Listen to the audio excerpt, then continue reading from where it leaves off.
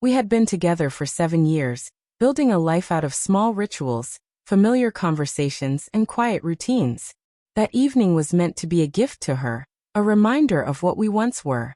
I reserved a table at her favorite Italian restaurant, the same place where we had spent countless nights talking ourselves into the early hours, sharing pasta and dreams.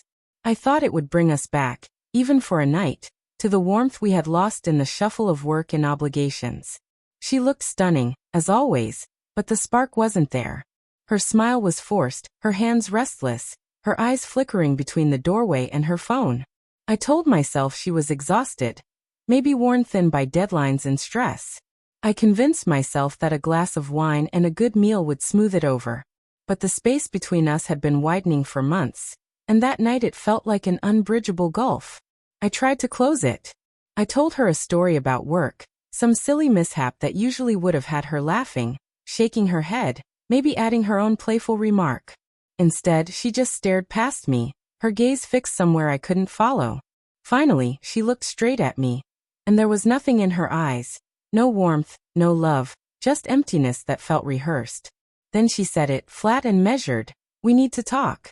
The sound of my fork touching the plate seemed too loud, as though the whole room had gone silent to make way for her words. She inhaled, bracing herself, and then delivered the blow.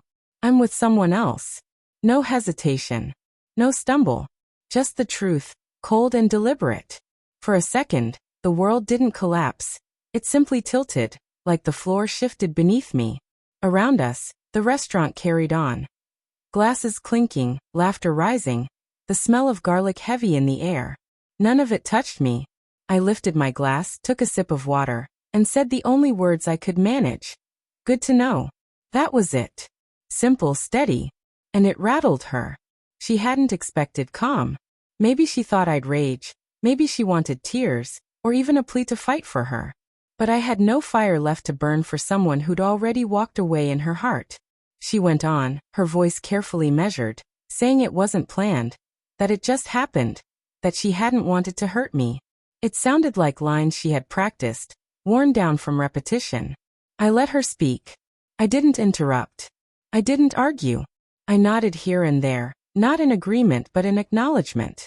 When she finally stopped, waiting for something, absolution, anger, maybe a reason to reconsider, I simply folded my napkin and told her, "I hope he's everything you're looking for." For the first time that night, her expression faltered. A flicker of guilt? Doubt? It didn't matter. Not enough to undo her choice. We stayed silent until the check arrived. I paid, without a word. Walking to the car, she asked if I was okay to drive alone. I gave a tired little laugh and told her I'd be fine. And I was. Because in that moment, I wasn't pretending anymore. The night air,